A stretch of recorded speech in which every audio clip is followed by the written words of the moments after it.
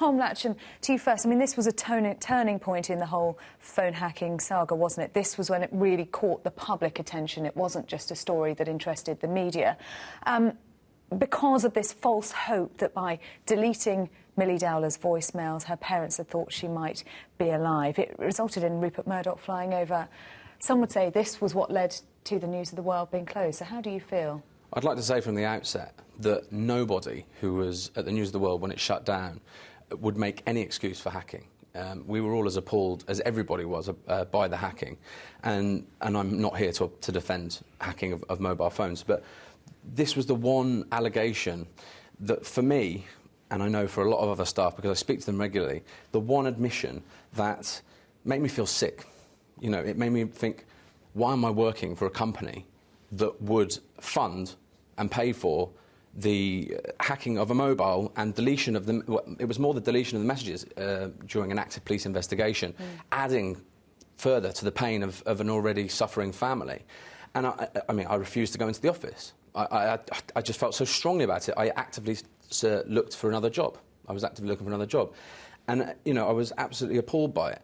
And to now find out that actually that one key, crucial allegation wasn't true, it makes me, you know, it makes me feel bad. And also, we have to think about the Dowlers in all this as well, because, you know, they believed that this deletion was done by the News of the World. They were allowed, I don't know when the police or when the Guardian knew about this new development, but they were allowed to go in front of the Leveson inquiry, potentially with people knowing that actually the News of the World weren't behind this, and making that famous statement, she's alive, and accusing the News of the World of being a part of that. Mark Lewis, does it change anything, this? Well, actually not. It's been now falsely reported that somehow there's been an exoneration of the News of the World from deleting the message. There's still a current police investigation going on. It might well be that the Guardian, in their statement, have got this wrong. It might well be that the Guardian, running a story at the weekend, has got it wrong. There is a current police investigation. All that the police were saying was that they have some evidence that shows that one individual, Glenn Mulcair, did not receive written instructions by email or such until after the false hope moment. They haven't said that nobody at the News of the World was giving that information, giving those instructions to either Glenn Mulcair. They haven't said that nobody at the News of the World wasn't doing it. And we do know that there is indication from one of the people, at least at News of the World, that he had Millie Dowler's phone number and he had Millie Dowler's PIN number, so he could quite easily have done it himself. So what you're saying is that the police have not concluded that the News of the World...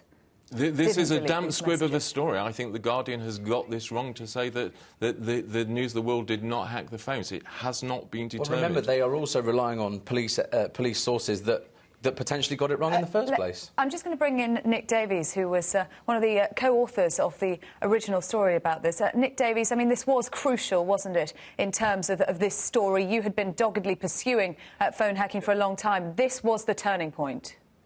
Well, it was certainly a very important, powerful story. Bear in mind that 6 months before we published the Millie Dowler story, Scotland Yard launched Operation Wheating. They had already arrested the serving news editor and 2 previous news editors. They were off like a runaway train, crashing into the News of the World. Separately, in April, 2 months before this story, News International had thrown in its hand on these very powerful civil cases that were working their way through the court. And you have to see what happened with the Millie Dowler story in the context that the News of the World were already throwing in their hand and being investigated by this powerful police operation. Then when it comes to the Dowler story itself, the interesting thing is that the new evidence which has now been disclosed confirms that story in almost all of its detail. Can you hear me still? Yes, we can still hear you, Nick. Okay. Carry on. So it is now confirmed by the new evidence, just as we said at the time, that the News of the World commissioned that investigator, Glenn Mulcair, to get inside that missing girl's voicemail. And he succeeded, and News of the World journalists listened to his friends and her friends and family, leaving heartfelt messages. Confirmed. Confirmed that they had a second investigator to get confidential data from a confidential telephone database, confirmed that the Surrey police knew about this and did nothing, confirmed that there were deletions, confirmed that there was a false hope moment. All this new evidence confirms all that. One element has shifted, which is that there is now confusion about who was responsible for the particular deletions that led to that false hope moment. The police are saying they have evidence that Glenn Mulcair, the investigator, had not been investigated by that state. That is crucial, isn't it? Because the revulsion among the public was about hacking, of course, but in particular about the deletion of messages on Millie Dowler's phone and that false hope moment. And I wonder, you know, there has been the suggestion that actually the News of the World could have survived were it not for that allegation. Yes, but you're giving a better account of the story now than you did at the beginning. The main point of this story, here, I'll show you the headline. Can you see it? Millie Dowler's phone was hacked. When the Prime Minister stood up in the House of Commons and said, this is disgusting, what he said is they were hacking into the victims of crime, the victims of terrorism. This is disgusting. When your chairman, Rupert Murdoch, apologised, he apologised because they had hacked into this little girl's voicemail. And I agree that the deletion was an important element. It did have an emotional impact, but it wasn't the whole story. And if you put it in the context that the police were all over the News of the World for 6 months by now, and that they had thrown in their hand on all those civil actions, it's delusional to try to pretend that the new evidence on this one element of one story would have changed the outcome. I'm afraid that's mischief-making. What about the concern about the coverage that this new development has reached, that actually The Guardian had the hacking story on its front page day after day for weeks and weeks, and yet this story and this correction was buried somewhere deeper in the paper? OK, so we had the Millie Dowler story on our front page for one day, which is where it belonged. As I've explained to you, 95% of that story has now been confirmed by all the new evidence. We took the initiative. We found this out. We put it in the newspaper on Saturday. We ran it prominently on our website. It was a page lead inside the paper. It would have been rather disproportionate and weird to take new evidence that confirms what we've been told and put it all over the front page all over again, to give it a page lead inside. But if you search for this story on the internet now and you look at the Guardian website, and I'm just looking at the page now, the story is still there with a small note at the top saying, see footnote. 3 pages later, you finally get to, this article was updated on the 9th and the 11th of December 2011. Since this story was published, new evidence has led police to conclude that the News of the World was not responsible for the deletion of voicemails from Millie Dowler's mobile phone that caused her parents to have false hopes that she was alive. What's wrong with that? Well, it's buried right at the bottom of the story, isn't it? You're talking about the correction that's on the story that was published in July. What we did was we wrote a whole news story. You wouldn't be talking to me now if The Guardian hadn't published this information. That news story was prominently displayed in Saturday's paper, prominently displayed on the website from Friday night. It's still there on the website. And the last time I looked half an hour ago, that news story still had its own headline on the media pages, 2 to 3 days after we first published it. This is not a newspaper hiding. This is a newspaper doing what it should do. We ran a story. That's not true. Hold on, Nick. That's not true. You know, this story. Hold on, Nick, please. This story was printed at 10:30 on Friday night. While the whole Euro problem was going on, it was written in the most convoluted, confusing way. My father told me, I can quote him on this. He's a Guardian reader of 30 years. He knows all about the phone hacking scandal because of me and because of the Guardian. And he read that story and he did not understand what point you were making in that story. Really, I'm sorry about that, Tom. And I don't understand. I struggle to believe that someone with such incredible experience as you, an award-winning journalist, you and David Lee, with 60 years journalist experience between you, would write an article that shoddily. I don't understand that. Maybe you can explain. Well, I can tell you the only other thing is that when you write a story like that, all the executives start pecking at it and the lawyer has a little go, so the copy you write gets, fiddled with by the time. But I think it meant nothing, Nick. The story was clear as mud. Sorry? The story was as clear as mud. Oh, I don't think that's fair. And you had to put an editor's note on the top of it explaining exactly the point of which should have been the intro.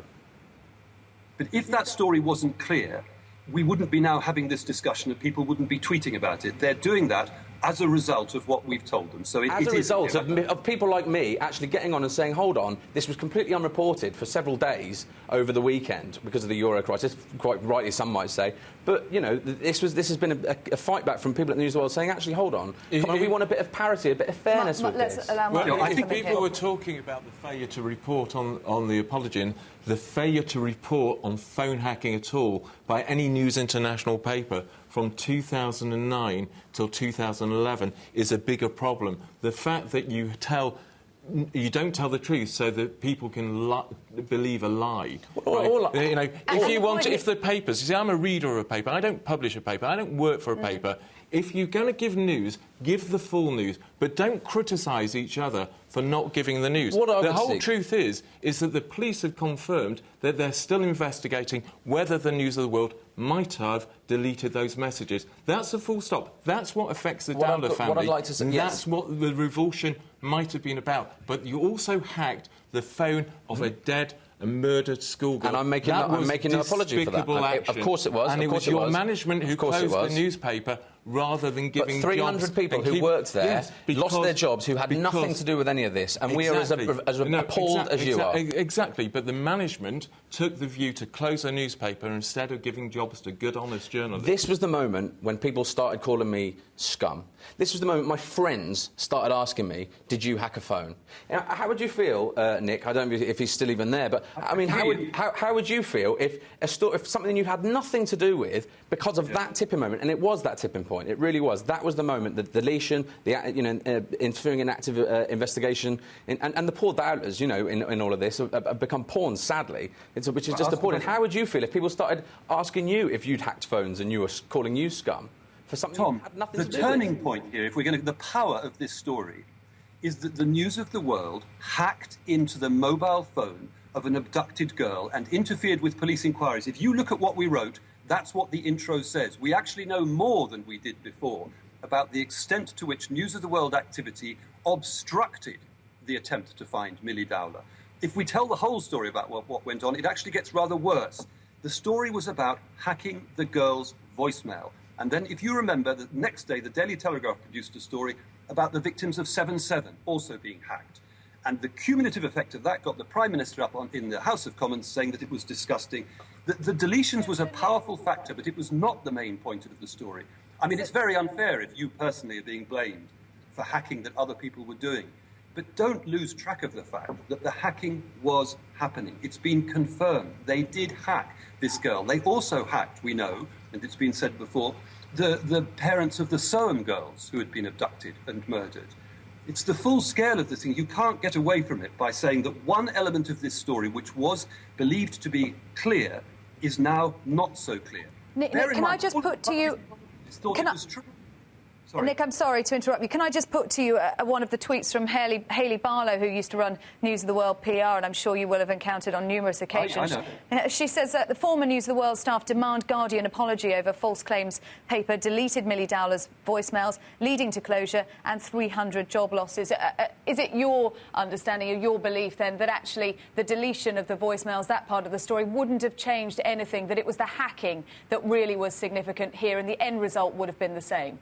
Exactly. To claim that it's the deletion element of that story which made all the difference is a grotesque distortion. And there was always the risk that if we came out with the new evidence, that mischief makers would get hold of it and try to make more of it than should be made.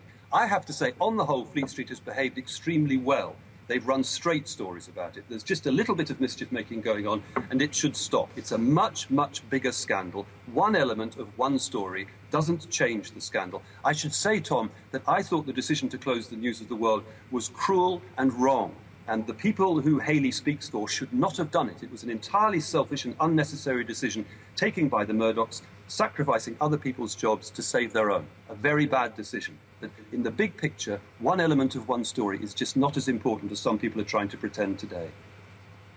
Tom, is Nick right that it wasn't about the deletion of the voicemails, that it was about the wider issue of hacking and the scale of that? I think from someone who was involved in it, in the maelstrom, if you will, you know, right in the centre of it, that's the thing people say to me. It's the deletion, and you know, and I know Nick can say no. Our article wasn't about that. It was about hacking the voicemail, which is obviously completely abhorrent, and I'm not defending that. I need to make this very, very clear. I'm not, and nobody at the News of the World would. But it's the thing that people say to me. And Mark Lewis, you were involved in this for many years until this happened. It hadn't got that public revulsion, had it, until this moment? The public revulsion was to do with Millie Dowler's phone being hacked. It was Millie Dowler as a whole, rather than Millie Dowler as a whole. The detail. Previously, there was this rogue reporter lie that was being put out, and then it was saying, but even if it wasn't quite right, this was just about celebrities, politicians, sports people, and the fact that it was a victim of a crime, Millie Dowler became an emblem for it. They were hacking ordinary people. Millie Dowler, 7/7 victims, the Soham girls, Josie Russell's family's phone, everyone. There were some people who were just absolutely, they didn't care. It was tragic as well on all sorts of levels. People lost their newspaper, people lost their job because of a small band of dishonest people who were being affected, and a management decision taken by News International. Not by The Guardian, not by me, not by the Dowlers. Does this make any difference to Bob and Sally Dowler? Well, they would like to be left. You know, they've had this most awful year. They've had to go through the trial of someone who murdered the daughter. They've had to go through everything, and they're still having to go through a debate. And there are still unanswered questions. Shouldn't have been hacking their daughter's phone. It shouldn't have been taking photos of them. It shouldn't have been hacking their home phone. The News of the World had no right, or the people in the News of the World had no right to do that. OK, Mark Can Lewis. I say one final thing before you go? Sorry. Yes, Nick Davies. Which is that Mark is right to draw attention to the fact that the police investigation is continuing. What they have established that we disclosed is that they think they can say that Glenn Mulcair, the investigator, was not involved. They are not saying definitively that nobody from the News of the World was involved. We haven't got to the bottom of the barrel. We don't understand how these deletions occurred that led to the false hope moment. There have been various theories, and they've all collapsed. So it's much more grey than maybe people on Twitter are presenting. One element has shifted. That's all you can say. In the future, I would suggest, Nick, perhaps, you know... Sorry, say it again, Tom. Maybe a lesson for your coverage of this in the future, perhaps.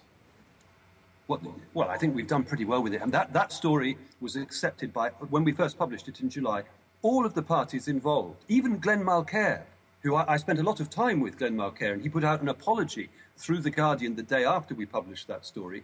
He didn't dispute that the News of the World had been involved in the deletions. He's right in the middle of it. He thought it was true. He was very surprised and relieved to discover a few weeks ago that I think it's an email, probably, that suggests he can't have been involved. That was news to him. That's how extraordinary this new evidence is. He was in tears when he heard that. He couldn't believe it. So if you go back to the middle of July, what we were reporting was what was accepted to be true by all of the parties who were involved. Surrey police started accepting that the News of the World were responsible for the deletions which caused the false hope in April 2002. Do you see? So this is not something the Guardian were kind of inventing out of thin air. We did a lot of work on that story before we published it. All the parties involved at that stage believed it was true. Nobody denied it. On or off the record, nobody tried to wobble any part of this story. Now there's new evidence that's coming up. We can't quite make sense of it. Glenn Mulcair appears to be in the clear. So who was responsible for those deletions? They happened, no doubt about it. Mrs. Dowler had her false hope moment, no doubt about it. But who did it? We just don't know.